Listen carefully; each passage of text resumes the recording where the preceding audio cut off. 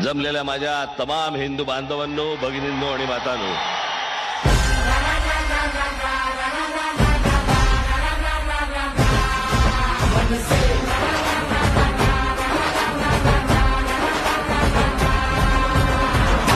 करारी राज साहेब